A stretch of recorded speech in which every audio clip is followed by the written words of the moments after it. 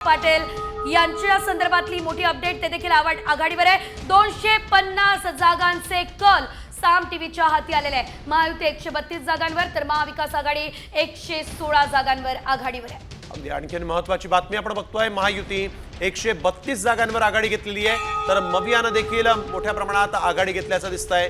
250 जागांचे कल साम टीव्हीच्या हाती आलेले आहेत। महायुती 132, महाविकास आघाडी 116 जागांवर आघाडीवर आहे। तर 250 जागांचे कल आता साम टीव्हीच्या हाती आलेले आहेत। 288 मतदारसंघांसाठी निवडणूक झालेली होती आणि त्यापैकी 250 जागांचे कल हे साम टीव्हीच्या हाती आलेले आहेत। थेट स्ट्रॉंग रूम मधून संपूर्ण ही अपडेट, संपूर्ण या क्षणाचा वेगवान आणि अचूक निकाल आम्ही तुमच्यापर्यंत पोहोचवतोय। आणि आता जर आपण बघितलं तर आतापर्यंत महायुती आघाडीवर असल्याचं बघायला मिळतंय, मात्र महाविकास आघाडी आणि महायुतीमध्ये काटेकी टक्कर दिसते। अगदी कराड दक्षिण मधून आपण बघतोय पृथ्वीराज चव्हाण पिछाडीवर गेलेले आहेत। कराड दक्षिण मधून त्यांनी प्रतिनिधित्व केलंय, परंतु आता अतुल भोसले हे आघाडीवर आहेत। कराड दक्षिण मधून ही माहिती समोर येते। कराड दक्षिण मधून पृथ्वीराज चव्हाण, माजी मुख्यमंत्री पृथ्वीराज चव्हाण हे पिछाडीवर गेलेले आहेत, तर अतुल भोसले यांनी मात्र कराड दक्षिण मधून आघाडी घेतल्याचं पाहायला मिळत आहे।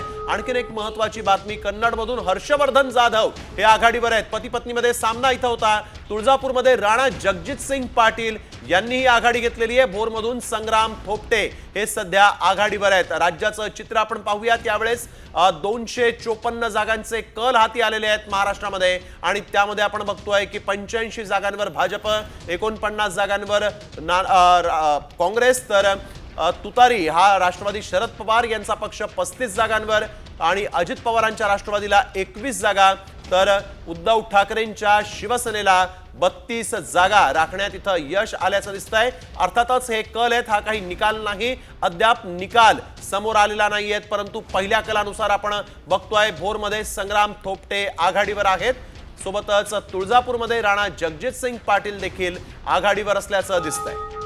निश्चितच हे सर्व कल आपण बघतोय। कन्नडमधून हर्षवर्धन जाधव हे सध्या आघाडीवर असल्याचं बघायला मिळतंय, तर तुळजापूरमध्ये राणा जगजित सिंह पाटील हे आघाडीवर असल्याचं दिसतंय।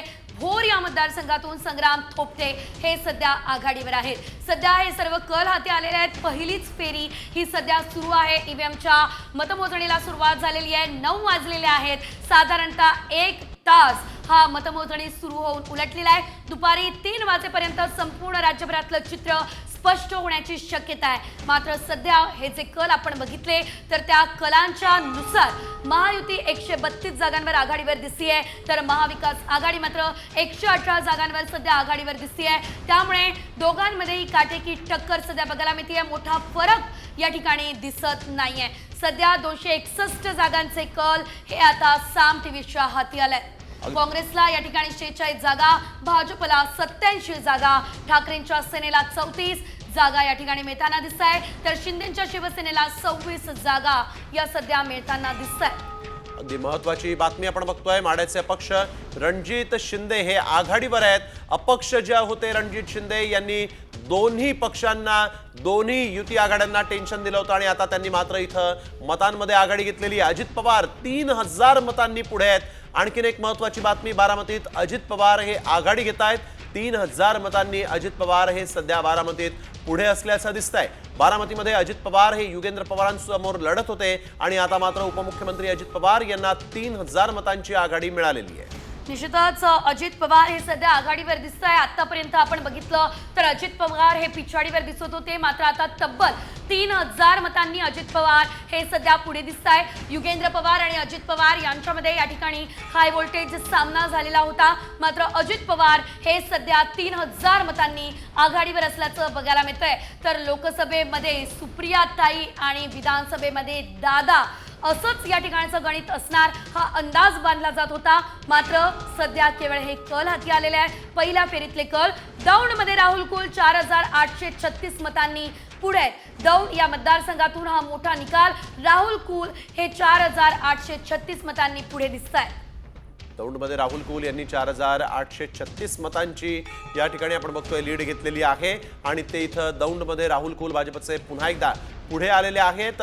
या मतदानाच्या फेऱ्यांमध्ये आपण बघतोय राहुल कुल यांना 4836 मतांनी यावेळेस जनतेनं पुढे आणून ठेवलेलं आहे। दौंडमध्ये राहुल कुल भाजपकडून निवडणूक लढत होते।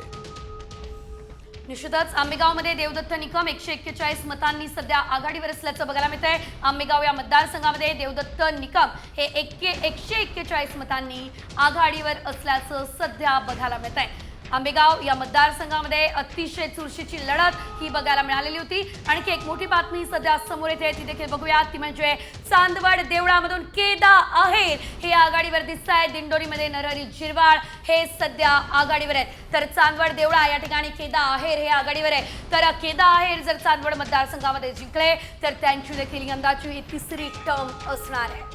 अगदी महत्वाची बातमी आपण बघतोय, यावेळेस चांदवड देवळामधून केदा आहेर आघाडीवर आहेत।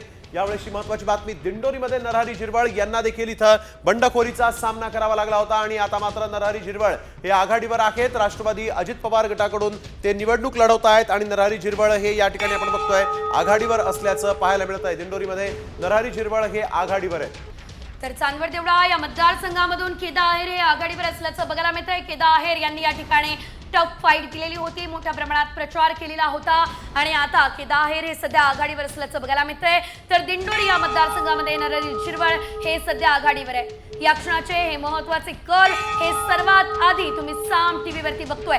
देवेंद्र फडणवीस तब्बल 2000 मतांनी आघाडीवर। नागपूर दक्षिण पश्चिम या मतदारसंघातून देवेंद्र फडणवीस हे सध्या आघाडीवर असल्याचं बघायला मिळतंय। या क्षणाची मोठी बातमी, नागपूर दक्षिण पश्चिम या मतदारसंघामध्ये देवेंद्र फडणवीस गेल्या अनेक वर्षांपासून निवडणूक खरं तर लढवत आहे। देवेंद्र फडणवीस यांचा प्रचार स्वतः नितीन गडकरी यांनी केलेला होता आणि आता जर आपण बघितलं तर तब्बल 2000 मतांनी देवेंद्र फडणवीस हे आघाडीवर दिसत आहेत। अगदी महत्वाची बातमी, देवेंद्र फडणवीस केवळ 2000 मतांनी आघाडीवर आहेत। नागपूरचे यावेळेस देवेंद्र फडणवीस उमेदवार होते आणि त्यांनी 2000 मतांची आघाडी घेतलेली आहे। देवेंद्र फडणवीस पहिल्या फेरीपासून आघाडीवर असल्याचं दिसतंय। तर एक महत्वाची बातमी आपण बघतोय, देवेंद्र फडणवीस सोबतच पुरंदरमधून विजय शिवतारे यांना 2500 मतांनी आघाडी मिळालेली आहे। विजय शिवतारे 2500 मतांनी इथं पुढे आहेत। विजय शिवतारे यांनी देखील आपल्याला माहिती आहे अजित पवारांपुढे एक मोठं आव्हान उभं केलं होतं आणि आता विजय शिवतारे 2500 मतांनी आघाडी घेऊन पुढे आलेले आहेत। विजय शिवतारे यांना आघाडी मिळाल्याचं इथं पाहायला मिळत आहे।